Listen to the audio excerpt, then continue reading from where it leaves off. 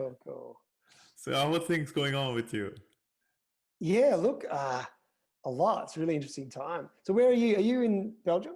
Yeah, yeah, based in Belgium. Whereabouts? Yeah, yeah, yeah.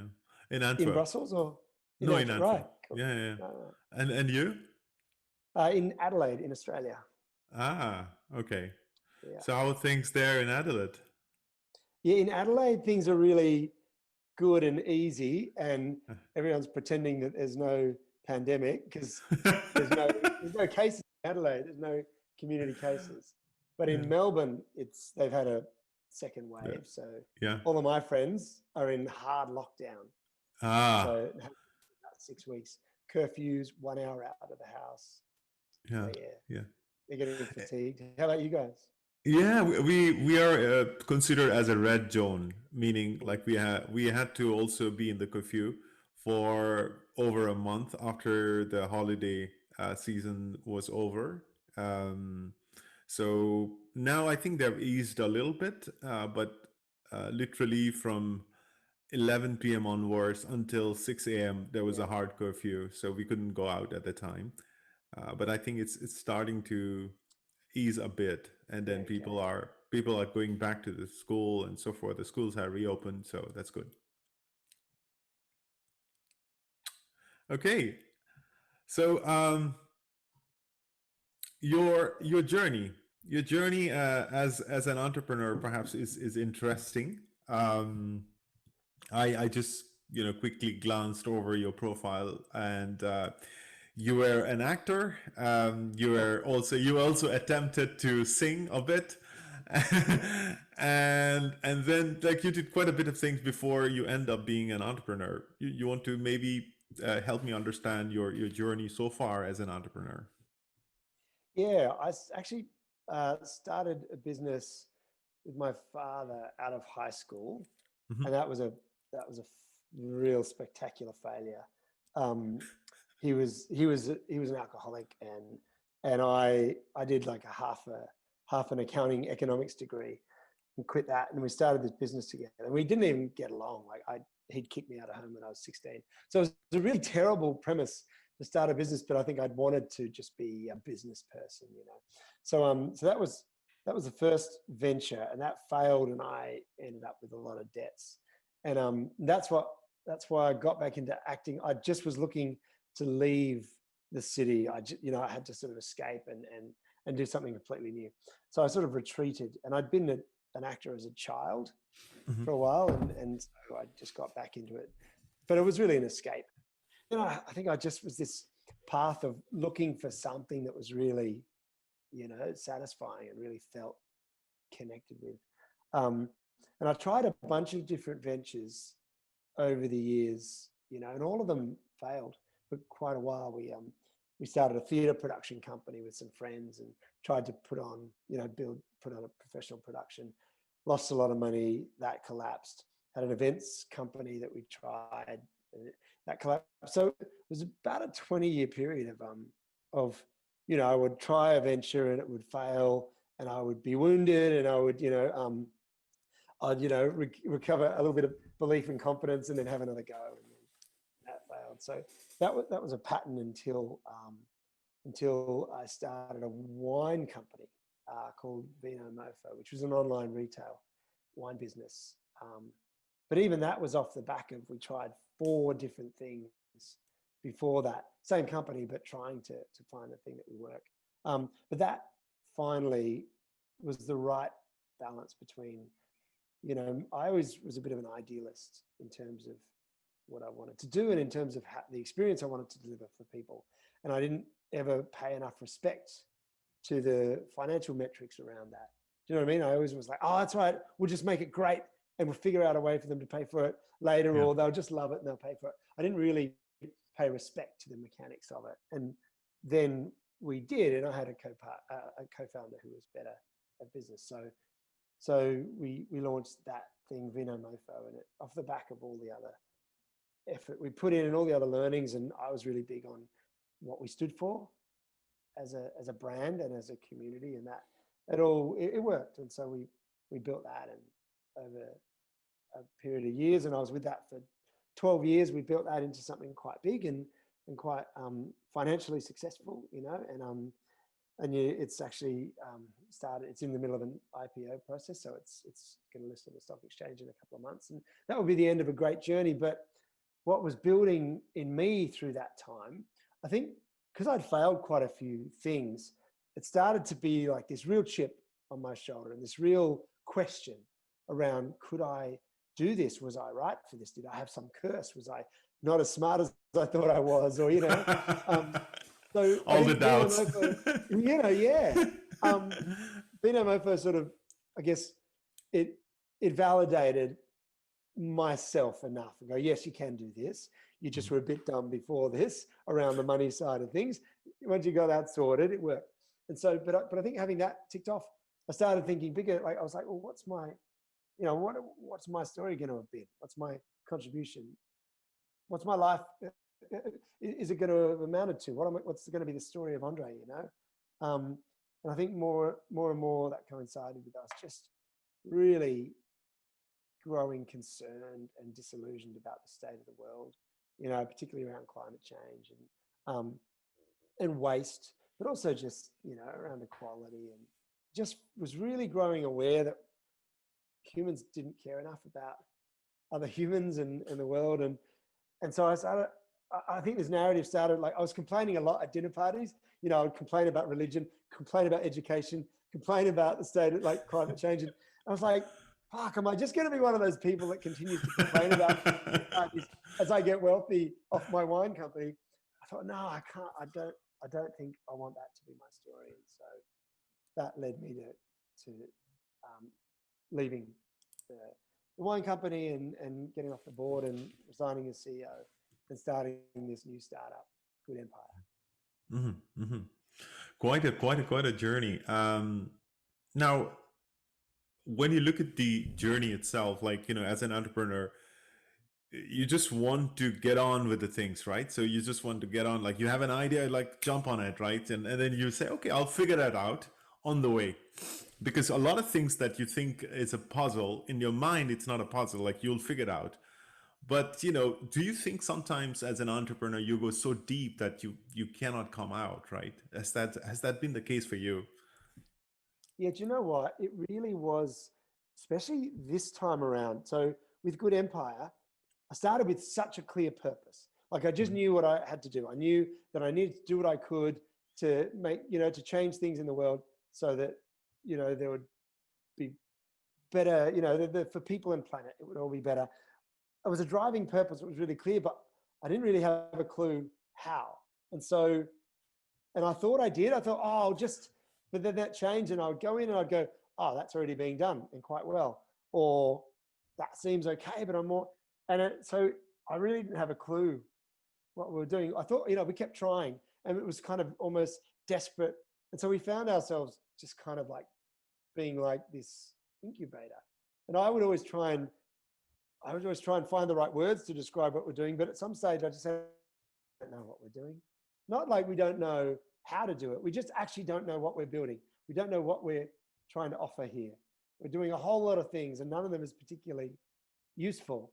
And that was interesting. I think, but what my last, look, you do, right? You wholeheartedly, with every cell in your body, believe that one thing that you're doing for those 3 days is the most important thing for the world. Yeah. and then you get consistent validation that is not the case. and you eventually are forced to question that maybe it's not what everybody needs quite right now. So maybe, so yeah, that's definitely been part of it. It was interesting actually, this, because with Good Empire, we only really figured out exactly what it was, the best thing that we could be doing through COVID, through when we lost all of our market for the thing that we really believed in, and we had not much resources. We had to really all cut back in pay, and the team had to step back, and so we had to force ourselves to drop a whole lot of things and focus on one thing, which I'm not very good at. You know, I sort of always like to do lots of different things, but it was only through having to be really sharp that the idea of what we are now building came to us. So that was really interesting. Like it wasn't this great strike of vision that we had with any sort of strategic view. It was really just like, well, that's not working, so let's do a version of that. And hang on, if we've got that and that, well, what does that mean we are? Oh, that's interesting. Mhm. That was And That's if you what look at happened to me before. Like not like just customers aren't buying your thing, so that tells you it's not right. And literally everything around us forcing us to think about something differently. That was really cool. Mhm. And if you look at your motivation beneath running a wine company versus the Good Empire now, how can you compare those two motivations now? You know, is that even comparable? Yeah, they're not the same, and they're funny. I think this is the way with all of us, right? It was so much more about where I was at as a human than it was like, and what I needed to prove to myself as a human, Mhm. than it was about a market opportunity. Like I was really interested in wine, so I've always sort of chased things that I was passionate about. So that was a tick, but it was really motivated by wanting to be a success and build a successful startup. That was definitely, if I'm to be honest, that was definitely what was driving it. And then it started to be okay. I want to do it in the right way. You know what I mean? Like let's create a good culture and let's try and make it accessible for people. And so that was the next sort of evolution of what was driving me and my co-founder. And then this was, I guess, I didn't have that to prove anymore, and it didn't feel as not as important. It didn't feel like I'd be able to go, yep, that's what I did, and I was proud of myself anymore, if that's all it was. I remember we had a chat. We were actually a few years ago over in San Francisco, and we were pitching for investment, like with the wine company, right? And it was at a time when it was on a really good trajectory. So we got a lot of meetings and really cool people, and we met this.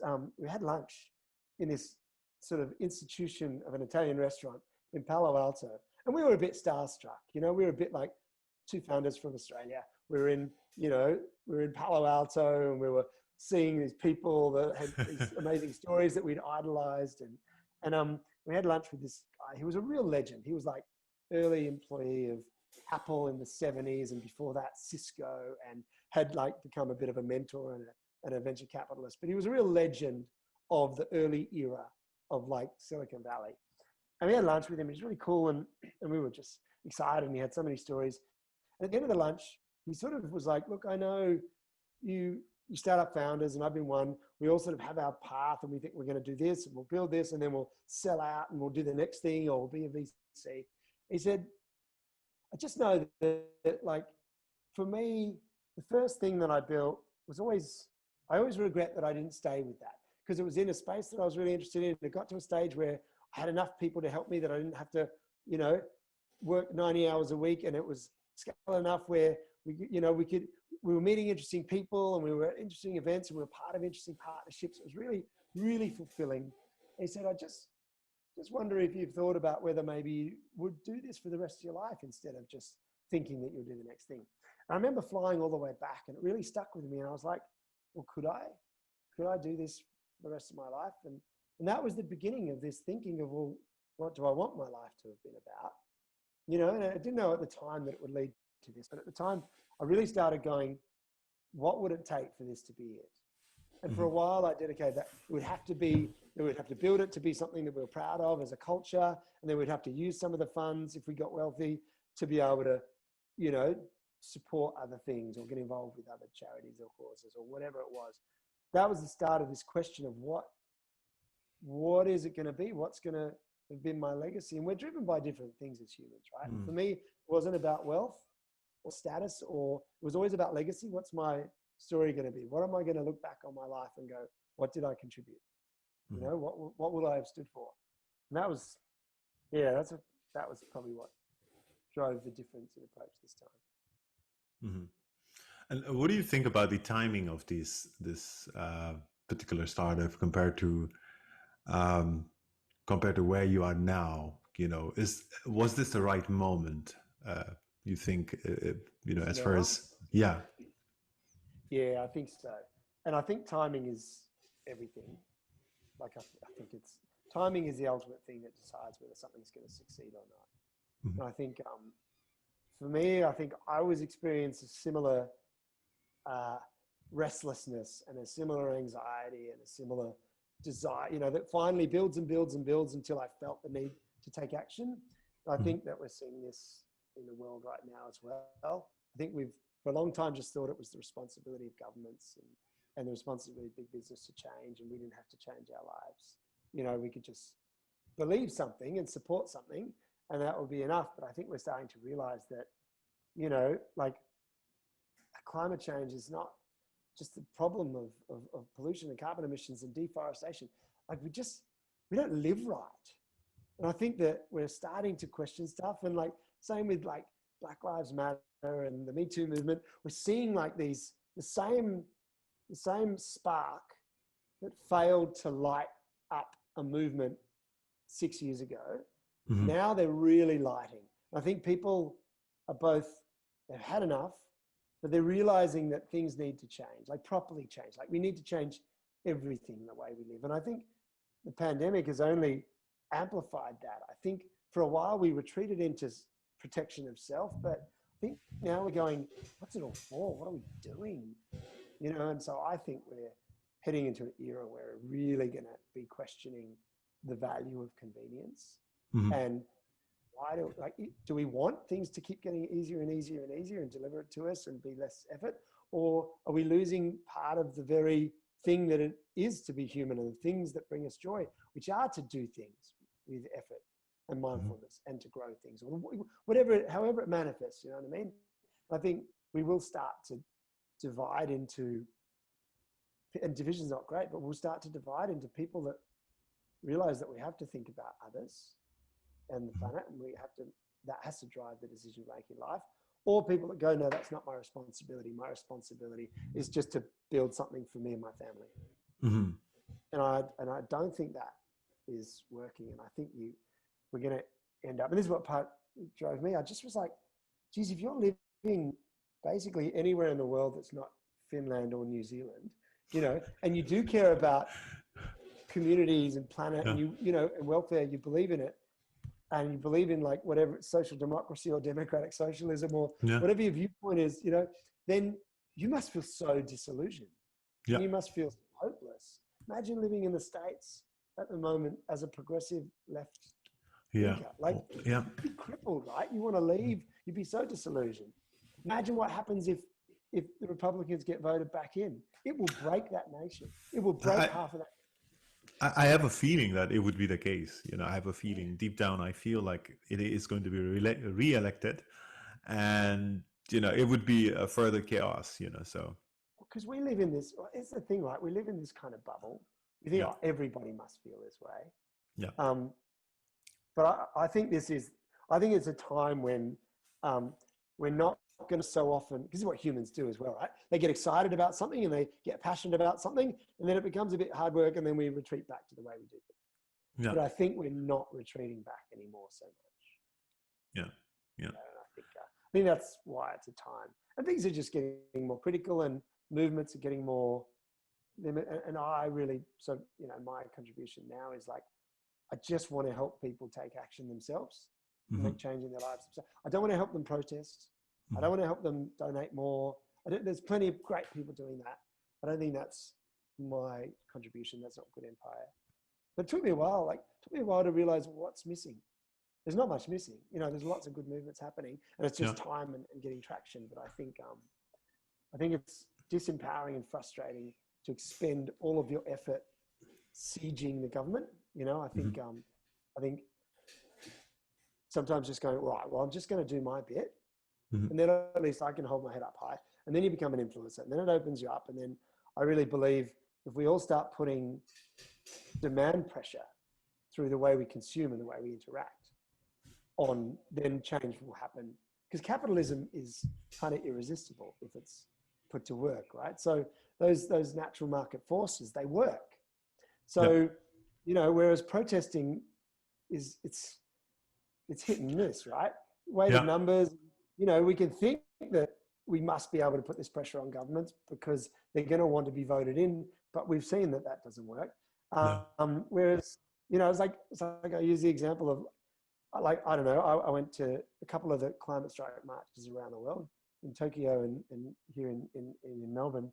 And I came back and it was great, right? Everyone's there, but how many of those people went and got a takeaway coffee on the way home in a disposable cup and turned on the light from their coal-powered driven, you know, electricity and No. watched a Netflix show with like 95% white men in the cast? And, you know, probably most, as opposed, so it's sort of, we end up in this loop of like supporting the things we're trying to change. And I think the changing our lives is really sustainable change. If we can make that easy for people, then it stays and it sticks and we don't have to keep protesting. If nobody is signing up to a power company that's selling, you know, fossil fuel driven energy, then nobody's digging coal mines, you know, and nobody, you know what I mean? So if we could do that, and we haven't done enough of that. We need to all vote with our wallets, as they say, with the things that we care about.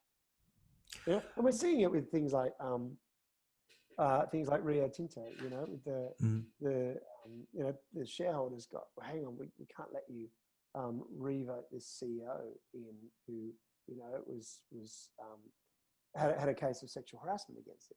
We're seeing, I think there's less tolerance for this now, so I think the timing is good. But it has to be good, doesn't it? At some stage, timing has to be right for us all to go, all right, I'll do my bit, tell me how I can. And interesting point that you said, like if we stop using, let's say a simple example as plastic cups, you know, using in your office space or even at your homes and so forth, maybe that's a change that you're doing within your possibility. Let's say everything that's within your possibility, you're doing it. But are there options available for us as far as energy is concerned, right? Are there options that are readily available? I can say, hey, you know, I'm using solar panel today. In the European region, like, you know, almost, you know, it's difficult to perhaps see it in that way. You know, maybe we are getting towards that as well. Like we have our agenda, as in by 2030 or something, we want to be able to use 100% you know, clean fuel. But I'm just wondering about the possibility that is available for us. Maybe in Australia, it's perhaps easier. You know, yeah, I think those of us, look, it takes privilege, right? We need a certain amount of privilege to have the luxury of that choice, because at the moment it's more expensive, not to deliver, but it's more expensive usually. So I don't know about, you know, there in Antwerp, but for us, you know, we can pay a premium to have green energy. I mean, it all goes in the grid, but we can pay a premium, and then we're basically funding that portion of renewable energy to make it to the grid. And it's more expensive, and so that's a certain decision we make. But we can make decisions around how we use power. You know what I mean? And how much power we use. And as soon as something is available, or if there's offsets, I don't know. I guess we can only buy or subscribe to or do the things that are available.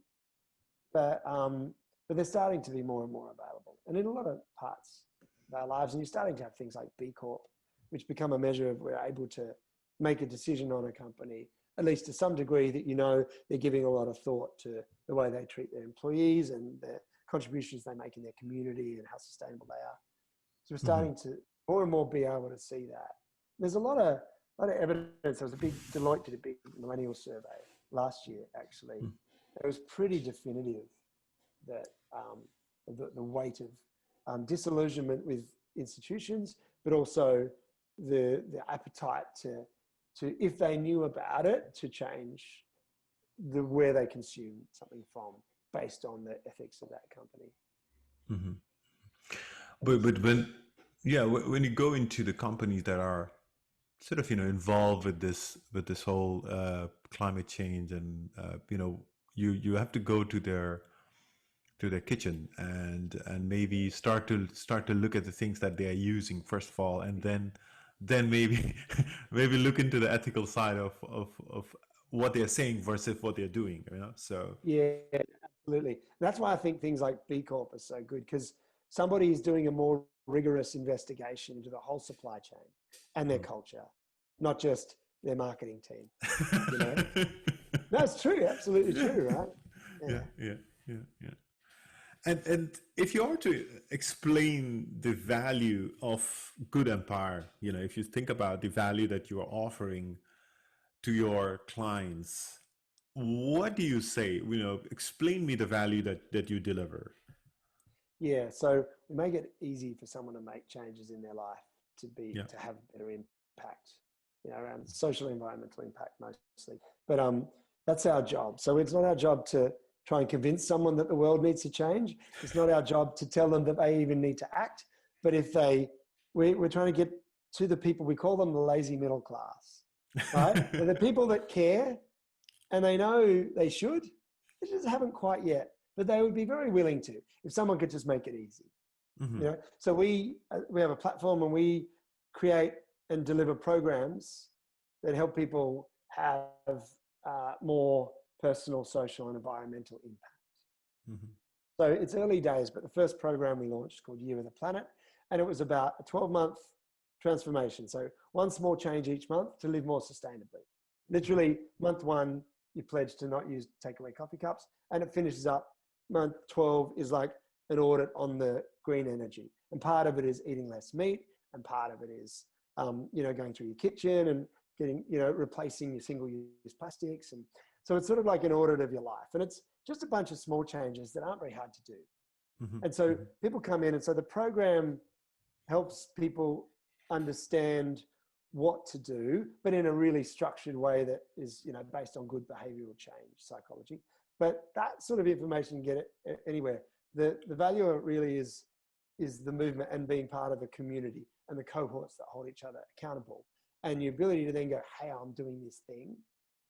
And we also, one of the things is, I think, really careful that not to try and insist on perfectionism, because that's why people stop. They sort of go, it's too hard. You know, your eyes open, you buy yourself a reusable cup, and suddenly you feel good about that. Then you walk into the supermarket and you see the 5,000 of your favorite things are wrapped in plastic, and it gets discouraging. So it's, again, giving people permission to go, don't get discouraged, and then when you're ready, do the next thing. And before you know it, you've all made some little changes, and you know, then we can feed back to people. Here's the reduction in your personal carbon emissions. Here's your reduction in single-use plastics and the impact you're having on landfill and the ocean. So that's what it is. And so we sort of realized that through that program that we launched another one called 1 Million Butterflies, which was just to help people really struggling with we thought isolation and fear in COVID, but it ended up tapping into people going through domestic violence and struggling with cancer or other terminal illnesses or autistic children, or there was all these like things that sort of came to the fore. And so it really ends up this program to sort of support people and have a community and take them through a process that's sort of around resilience and connection, and, you know, to help them with that. But when we realized these 2 programs, we thought, wow, that's what we could do for the world. We could create this platform that's that delivers all these programs that help people make these changes in their lives to live better. You know, kind of like a good person university, but all based around impact, you know, based around action for impact. So yeah, but it's quite new. It's only that realization of that vision is about, like, happened about 3 months ago. So now we're like, oh, this is exciting. This feels good. But every week whatever we do in it seems to validate that this seems like a really good and needed thing.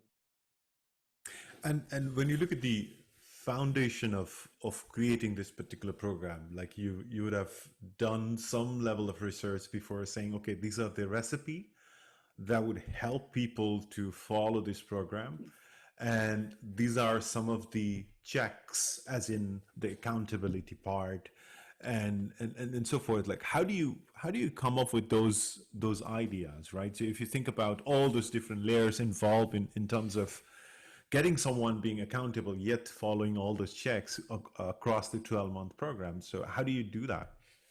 Yeah, so firstly we partner with people that are thought leaders and experts in their field with a certain subject. So, you know, we brought together a small sustainability council that we worked with on creating the course. So we knew what were the things that would be good to do and what would the impact of those things be. But then it's just been a lot of research into so in online learning space, for instance, which is not quite the space we're in, but there's enough similarities. We're like, okay, so terrible completion rates, terrible retention, they're not very sticky. What is it? And there's a decline in self-driven courses and an increase in cohort-driven courses that start at a certain time. So I think, you know, we sort of realized that the world had this understanding that even though for a while we kind of want the freedom of being able to start something whenever we want and do it in our own time, on our phones or whatever. But at some stage, it's not the best way to do something. At some stage, we benefit from having some structure and accountability. And so, you know, so we try to draw on, and we look at all sorts of things like, you know, if someone wants to start running, but they don't really like running, and they've tried it many times in the last few years and it's never worked. What is something that's made it work? Now, there might be an app that somebody has done and that sort of helps. But for instance, here in Australia, and I think it's global actually, there's a thing called Park Run. And it's every Saturday, and it's only 5 kilometers, and it's at different locations and different parks. And it gets laid out properly with cones and hats, and you join and you have to be a member, and you get a t-shirt and you get a number, and they take your time properly, and there's a barbecue, and it's, you know, it becomes this whole thing. And so all these things that have failed to get somebody who doesn't really like running, but knows they should, to run this thing, this combination of community and accountability and just the structure and the formalities around it and the validation that you know, people feel like they're part of something. They're not just going for a run. Oh no, I'm part of Park Run. So I think we try to draw on all of those things. And then we also just look at what's making it hard for someone to join. What's making it expensive for us to get a new customer in this, you know, and that's part messaging, part, you know, how are we going to make it easy for someone to experience this? How, like, why do we, you know, do we want to just try and tell them this would be good for them? Or do we want them to try it? And what does that lead to? So it's just been a really open iteration around all of those parts of sort of from mostly around getting someone on board, but then looking at, all right, where's someone getting stuck? Where are they stuck? And we've still got a lot to learn with that stuff because it's still so new. Like so Year of the Planet started in January. We had to pause it at the end of March, you know, because COVID and the community was like, hey, we don't know what's going on in our world. We haven't got the bandwidth and we want to do this properly. Can we just pause? So we sort of put the whole thing on pause for 3 months. And then we opened it up. So we haven't had anyone go through the whole program. And in fact, the first thing we learned was 12 months is a big commitment. You know, so we're just about to break it up into little monthly challenges so that people can do stuff and get a feel. So I don't know, it's a part trial and error and part drawing on industries and categories and sectors that have similarities in their model and in the way that users interact, and trying to figure out what can we learn from that feels applicable to them. So when you look at this particular situation, when you started this particular initiative, it was pre-COVID, right? Yeah. And then I'm sure there were different thoughts, right, in your mind, like, okay, this is the way we are going to roll out the program. This is how I'm going to get more customers. Oh, everything is going to go according to the plan, right? But here we are, you know, after so many months from COVID, you know, we are into the COVID situation. How do you adapt it now? What has been the adaptability as far as your own initiative is concerned?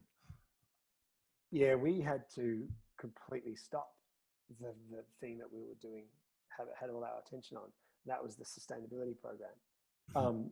So it literally had to stop it. We had a workplace program that we had just developed, and we had some really great companies just about to sign on. Like we just were right at that time when we were marketing it around. We had some great, and it looked like a great revenue stream, and it made sense to us. And suddenly we're in a world with no workplaces, you know? So we had to kind of just drop that and just accept that what we basically went, all right, we know that this form of delivering a way for someone to make a change is good. Like it's good practice around change. Mhm. So how can we take that around something that what are people going to need right now? And we just had to do that. And it was like, we did that. We were a small team, so it's easier to do that. And it was all still new. So it wasn't like we'd invested 5 years of sunk costs and belief into this thing that we had to drop. That would have been a little harder. So it wasn't so hard. It was just hard from the perspective we weren't well capitalized and we were really just sort of bootstrapping, so to have our revenue die overnight was pretty hard, but ultimately good for us. But yeah, it really was like, well, what are people going to need now if they don't want to save on, carbon and plastics? Like, what are they going to need? And to be honest, I was really surprised that things like Black Lives Matter really took off, because I really thought everyone would be too much in personal survival mode. Yeah. But I think what we've seen from that and a few other things is that it's just, well, for a start, these things can't wait quite wait. And I think we're hitting a point where we're going, we don't know whether this thing's going to stick around, and we probably, if we find a vaccine for this, then cool, but something else will come along 3 months after that. So I think people are sort of going, well, some of these big things, we have to figure out a way to live well, even if we have to deal with this. I definitely think. So again, that was sort of us. We just had to be really, almost every 2 weeks, really relook and go, well, what do people need? And that's hard, because sometimes you need a bit more time with something to get it working. But yeah, that's, I guess sorry, that was a long answer. We had to stay true to our purpose, and we had to look at the building blocks of our competencies. What can we do well, and what is our purpose? And how can we use those to offer something that people need right now? And if you look at the factors around Black lives, right? You saw those coming on the street, and perhaps that energized you in terms of, okay, even our purpose is bigger. And then when you look back and think like, it requires a lot of physical interaction, perhaps, right? So you perhaps need people to come to you and then talk to you and then get motivated and then plunge into that journey, right? Yeah. Are you demotivated at some point, like, okay, this is not going to work? Have you thought in your mind, like, it has come to you already, or it's like, no, I'm resilient, I'm gonna just keep on trying? Like, is that something have come across your mind? Both Yes. all the time, absolutely. It's really discouraging, because you believe in stuff, right?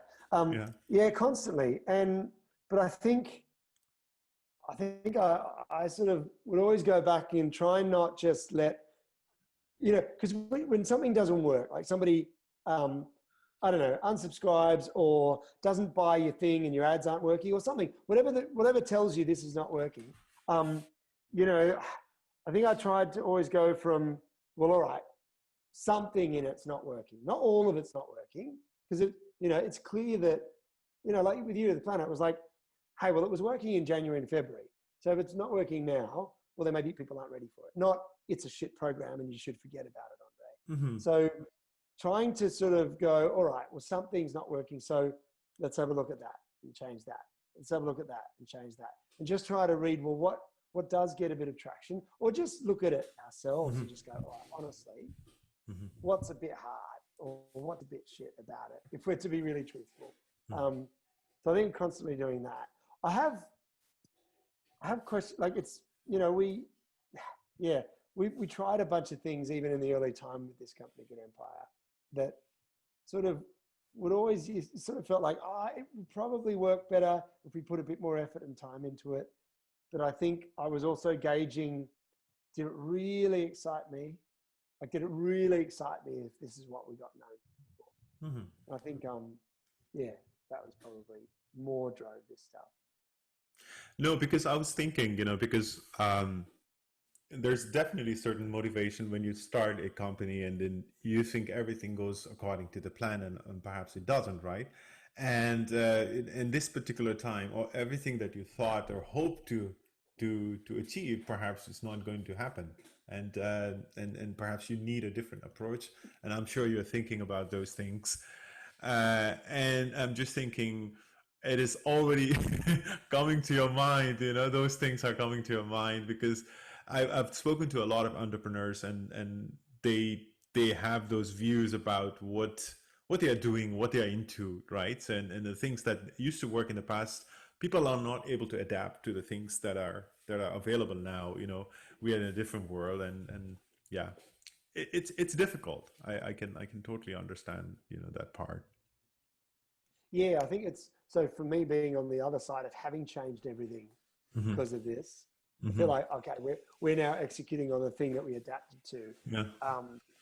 and I, it was pretty obvious to us that it wasn't going to work what we were doing. Hmm. Had it been less obvious, like if it had only been a little setback or a bit of flatlining, yeah, maybe that blind founder, stubborn belief would have kept us going too long on the thing. With us, it was pretty clear. With us, it was like, here's some revenue. Tomorrow, there's none. So it was really, really crystal clear. So there was no interpretation of that. Okay, cool. So nobody wants this anymore. Okay. It was still Yeah, hard. It's still yeah, really discouraging. yeah, It's so yeah. hard. Do you know Yeah. what's also weird for me? So I built this, like before this, like built this wine company. I built this like $100 million company. It went global. We raised like $25 million at one stage. We had like a big, so we had 120 employees, which is not huge, but it's enough. And so I sort of, you have a sense that, oh, cool, with this new thing, I probably will make less mistakes Yeah. and probably will be easier. It's not one bit No. easier. It's just, I don't know, you make a whole lot of new mistakes around the product and around the market because it's a new market and a new product and a new sphere.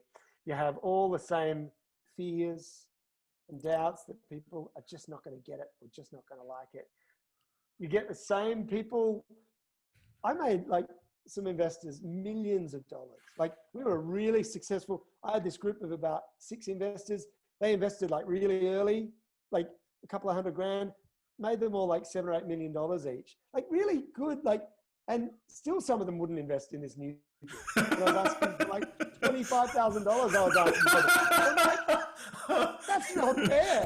Like, you should just do that just because it's nothing. Like, you should just do that because you feel like you owe me as like a nice gesture. No, I just don't get what the product Yeah. is. Come back to me in a year. And I'm like, oh, wow, it really is that hard all over again. Yeah. Yeah. Yeah, that's been hard. So, are you thinking about the back door to your wine company already? You know, so I'm just thinking. No, I'm just thinking about your idea. But in the hindsight, I think what I like about what you're trying to do, right? So it's something noble. Maybe the timing is off, but still, you know, the things that you're trying to achieve perhaps has more value over time. You know, maybe it doesn't appear to be right away, you know, but at some point, obviously, people will think about the ways they can contribute, and I guess that's what you are counting on. Yeah, we are. And I think as well, we're sort of driving the programs we launch, we're lining them up to what people are caring about right now. Hmm. You know, so that's the idea that there will be some issues that people aren't ready for. They're Hmm. not ready to put effort into now, but there'll be others that are really front and center for them. Hmm. So that's how we want to keep with the timing. I think we are. I think we are seeing, you know, off the back of people questioning, you know, this major upheaval. Yes, there's a side of us that's defensive and a side of us that's just looking for a way back through and to get back to normal. But a lot of people don't want to go back to normal. And a lot of Yeah. people are rethinking how they want to live. And I think that's a really good starting point for us because it opens Hmm. a conversation. Well, what's the impact you want to have with your life? What do you want to, you know, and we start to be able to have a conversation with, do you care about an issue like this? And someone will go, yeah, I do. Do you feel you're doing much personally to help it? Well, I'll do a little bit of donation or blah, blah, blah, but no, there's probably more I could do. Well, okay, what about if we just laid it on in front of you that for like $5 a month, you could actually have this impact, and it wouldn't be much change that you have to do, but you could actually have impact. Would you do that? It opens up those conversations. And I think so from that context, I feel like it's a good time. There are other things that will take more time for people because they can't change certain things, and some things will. And that's like I mentioned before, like I don't think gender equality is going to wait. You know what I mean? Certain things like when our own lives are threatened, we probably are thinking less about world hunger and poverty. You know what I mean? In like that's in another continent, but we might be thinking about it more in our own community. You know, so I think it's just about we've got to just make sure that we're developing the programs and releasing the programs that are something that somebody's willing to put time into now. One of the I forgot the name of a company that was doing planting trees, and they used to sort of insert the blockchain technology in order to make people aware of the state of the tree, you know, when it grows up and so forth, from planting to when it becomes big, you know. So Right. so the person who actually invested on that particular tree, or who donated, I would say, they would constantly know like the state of the tree, you know, if there are anything that is going wrong, and you know, they would be aware, right?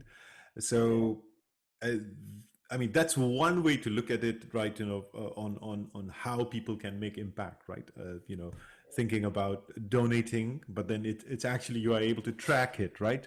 All the way, all the life cycle, right? So you are able to say, hey, I made a donation, and there are X amount of trees that I donated, and I can see like where they are exactly, and you know, those kind of things, and perhaps technology would help you to really the goals, right, that you thought about, and maybe have you thought about such things, like, you know, maybe it's coming to your mind, or you know, have you already thought about those kind of things? Yeah, so not so much with that back end side of technology, but what we want to produce, and that's what we're raising at the moment around for. What we want to build is like a personal impact assessment tool, so you could sort of gauge and put measures around social environmental impact and where are you at with these different things, and then build like a Netflix style engine, which is a recommendation of a curriculum of things that you could do. So you could set like a strategy aligned with like the 2030 Sustainable Development Goals, for instance. Whereas you as an individual can go, okay, well, this is what I'm going to do over the next 5 years. And this is where I'm going to get to. And you can set your personal goals. And then we can build sort of, you know, member experience and you know, gaming derived levels and stuff like that to drive. So that's where we're really looking at building, you know, utilizing technology just to drive that. But same as what you said, with the success of the tree planting place, they created a goal, and they created an ongoing connection and a validation or a reward around the impact that you had, and a direct personal one. It's why like things like sponsoring a child is so successful, and people stay with it for 15 years, because they have even though it's not quite how they actually work, but from a marketing perspective, you know, have this relationship with this child you've sponsored in, you know, Africa or in Bangladesh. And so you stay with it and you have a personal connection to it. I think that's really smart. Our platform, we want to be kind of what B Corp is for businesses, where you can assess yourself and the impact you have on the world, choose the kind of person you want to be and the impact you want to have, and then out is a simple pathway that you can choose to follow and go, okay, well, I'll start with that, cool. And then next year, maybe I'll do that. And then, you know, I think because in a similar way, you get that validation, you get that serotonin hit when you see the impact you've had. That's really real. It hasn't just been a thing I did in a moment and then I don't have any visibility into the ongoing impact. So that's how we're thinking about utilizing technology for this. That's interesting, because then people are hooked, right? So you have the possibility then to engage a little bit more people, because what I'm seeing now is like, you know, it's not going to end anytime soon, like this particular situation, right? So we have to be mentally prepared that it will take at least a couple of years before everything would seem like a previous normal, right? And even then, I don't know. I doubt like how much of the people will turn up to office and start working there, right? So it's not going to happen, right? So at least I'm not going to do that, right? So No, I think a lot of companies are going to, at least part time. I think people are going to be balancing and changing the way they work. There's it's we might start to see, like, here in Australia, we had the worst bushfires that we've had in history, yeah. beginning of the year. And, already in California, seeing horrific fires start again. We might just be, this might be the beginning signs of just destabilization of weather patterns. We might have to learn to live with that. So I think I definitely think that people are going to be looking for some sort of continuity, some sort of, what can I hold to, or what can I look to get some support for how I'm going to live? That's how we're sort of looking at it. Yeah, especially at this time, like the world is at a pause, right? We were in a rush before, like we were running for everything, and I think it has given a good moment to reflect on the things that is actually important for us, and become more sensible towards the planet, and also sensible towards our own investments, and so forth. I guess maybe it's a right time to think about all those initiatives, like you mentioned. The bushfire in Australia is quite, now in California it's perhaps the same thing now. They're going through a major disaster, and I think it's a right time, right, to think about climate a little bit more seriously than before. Yeah, yeah. Okay. And what's the future for you? Yeah. So, I'm actually, depending on when you publish this, or when it goes to air, I'm having another baby any minute now. Ah, really? So, Really? yeah. So, Congratulations for you. thank you, Congratulations. thank you. So that's going to be a whole new, because I've got 2 teenage kids, and this is Ah, a new life, new partner, new child. So that's going to be a big part of the future. We're just raising some capital to be able to build this next engine, like the engine that will drive this, and build out the programs and platform. So that feels really exciting, to be clear on what we're doing. We've got a couple of really great people that we're going to hire off the back of this raise to expand the team. But I don't know, I really changed my life through this as well, and a bit before COVID even, actually. Just mhm, really, just started going, well, I think, I get such pleasure from doing things with my hands. mhm. We work in our minds so much, right? We have intellectual and emotional labor as the job. And so, I've got back to making stuff, not just sourdough, like everybody else in my life, but like, furniture and, and like growing vegetables and things in my little Ah, garden. And so, yeah, crafting a life that's much more like, almost like a questioning of everything, mhm, and really looking at, well, what pleasure do I get from it? Not like, mhm. how can I make it easier so I can do more shit? Like, I kind of don't, I'm trying to be more deliberate around what do and same with my kids, being teenagers. I'm sort of going, well, what do I want in the limited time I'm going to have with them? What do I want those experiences to be? So that's sort of, yeah, that's what the future holds. A bit less of a lot of things, and a bit more of a few things. Mhm. Mhm. What about you? Yes. Yeah, I think I like what you are doing. I mean, for me it's important to look at the entrepreneurs like you, who are really trying to dig deep in order to make the change. I like to really cover the stories that are like not been told, or it has to be told, right? And at the same time, personally as well, like I'm quite in touch with the things that you've just said, and I echo that as well. Like, I have a backyard, like we grow vegetables and so forth ourselves, and at least few meals, like we don't have to buy vegetables, and that's already something, you know. So we have potatoes, like we at least don't have to buy for a couple of months, maybe.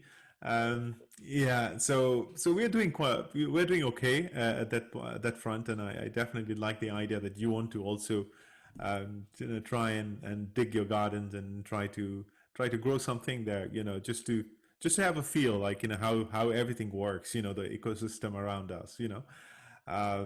So those are some of the things I would be continuing to do in the future as well. You know, I mean, there's something that I do on a personal level at the same time on a professional level. Those will run parallel. You know, so those are my future. And in the next year, if I see you again, I think you will hear me. You know. Telling you the story about, you know, growing more vegetables on my backyard, you know, so yeah, yeah. Okay. Well, don't you think it raises, like, I ask a lot of people, and for a while when I first started this, I was doing a lot of consulting in organizations to try and help them connect with their purpose and you know, Yeah. change their offering. And so I was asking a lot of people about purpose, and a lot of individuals as well. And because I just sort of found and awakened this purpose in myself. And I came across a lot of people who were like, well, I don't really have a purpose in the way I think of purpose. I just kind of think of life as being something to experience. And I would ask them, well, what about your impact? And they would have a very definite idea of the impact they wanted to have on people that they came across, you know, one to one. You know, I want to be kind. I want to, you know, I want to make people feel good, or I want to make people happy, or I want to, you know, but not so much connection with a bigger purpose for an impact they wanted to have in the world. And I realized that that's okay, but it also made me think, and same with this, like, yeah, a big part, I think, of life is to understand, well, if part of it is just, it really is the experience you have of it, then why are we trying to have so many outcomes? You know, at what stage is the doing of something as important or more important than the outcome of it? So therefore, it doesn't need, like, all of this obsession with efficiency or productivity, or, you know, so we can do it. Like, why is it important to be efficient? Yeah. Like, maybe it's more important to be mindful and to do something with deliberation and joy, Yeah. than it is even, you know, than it is to do it quickly and efficiently, or to do it even well. You know what I mean? So I think these are questions that we're all going to start to ask a lot more. Like, we don't need to do a veggie garden because the veggies taste better, or because it's cheaper, or, you know what I mean? We do it because it's really fun and it's really fulfilling to do. Yeah. And yes, it makes eating the thing more fulfilling, but not always. Sometimes they're miserable, dried up, shriveled up little things. Right? That's weird. But that doesn't matter either. Yeah, It's the that's what. experience that we have with it. And I think that's a lens that we can put on everything in life. And I think that's going to change. Like, even you sit there and, what is the purpose of a company? Like, we think, oh, with a company, that it has to be productive. With a company, does it though? Does it have to be? Or does it just have to be really enjoyable for the people working in it? Or, you know what I mean? Like, I think all of that is up for question now. Yeah. I mean, you're right. I mean, the thing is, like, when we start any project, like, you know, we have the greed, right? So we have the greed, and we want to make it efficient because somebody else is also doing it, and we want to be more efficient because, you know, maybe my customers are going to perceive me as someone who are going to deliver services more efficiently, right? As a result, like, we have the greed to hold on to our customers. We're just, you know, doing those things, and we are in that cycle, right? This is the first time we have actually broken the cycle in a long time. This is the first time, you know, and this is the first time. And then and that is the reason, like, we are thinking about other things in life, right? We are thinking about our own backyard. We're thinking about the people that we are living with, like your family, and, you know, how many days or months people, you know, were just traveling, you know, in a year, right? And now they're back with their family. They're spending more time. They're having 3 meals a day with their family. This is the first time, right? Everything is happening for the first time, and as a result, I think people are thinking differently now, and I guess you're right. Like, we have to think about our joy. I think about the time that we have, just being with our loved ones. And I guess that's where we are at. Yeah, I think so too. And I think yeah, it's a good thing. I think it's a yeah, good thing. yeah. It had to be this way, unfortunately. Look, the system needed breaking. Yeah, The yeah, system needed breaking. The system yeah, wasn't working. It was working for a few, but not for many. It yeah, wasn't working for the many. yeah, And yeah. I sort of, this concept of good, obviously the company's called Good Empire. So it came up a lot. And, I sort of was, what does it mean, good? And what's the opposite of it? And I was like, good has to mean good for the many, not good Yeah, for the few at the expense of the many, yeah, And good yeah. has to mean for the long term, not Mhm, just good for now that we mhm. pay for later. Like, it has to be the lens, Yeah, I think that takes it out of morals and puts it more into the actual functioning of an ecosystem. yeah, That yeah. it is, yeah, we have to. And there's a really good quote and it's not my quote, sadly, but I think I read about it through B It's a Corp. nice It was like, quote. Yeah. yeah, Yeah. but it was like, we have to stop thinking in terms of being the best in the world, which we Mhm. found as entrepreneurs were always like, I have to be the best, I have to be biggest, I have to be first, I have to beat, we have to stop thinking about being the best in the world and start trying to be the best for the world. And Mhm. it's a simple shift, but it's really, when I talk to university students or, I just try to ignite that in them. Because we Mhm. all, we all start out wanting to make something of ourselves, even if it's in a space that's like great and something good in the world. We have to, I just think we have to question whether something should be in the world just Mhm. because it's useful or convenient. Yeah. Maybe if everybody started going, how could I do something that would be the best for people? Then we Mhm. wouldn't have TikTok. No, but we would maybe build a social media platform that wasn't trying to addict people and wasn't Yeah. playing on insecurities. We would build one that actually made people feel good and didn't allow them to upload photos so that Yeah. it didn't lead to insecurity. If we started product designing with these things in mind, gee, we'd come up with some interesting things. It wouldn't Mhm. be as appealing at first because humans are driven by some pretty bad qualities, but they would be good. So I'd like to see. All right. I think I spent all your time already. It It's was, been a good chat. yeah, It's yeah. going It's, dark. yeah, The yeah. lights I are see different. that. I see that. I was referring to that. Like, you were like turning off the light and said, "Pramod, shut up now. I need to leave." Okay, bye. Okay. It was interesting conversation with you, indeed. I really want to thank you for taking this time to join this session. Thanks for making it. I really would like to wish you all the best in what you are trying to achieve, and it's a noble cause, and be resilient.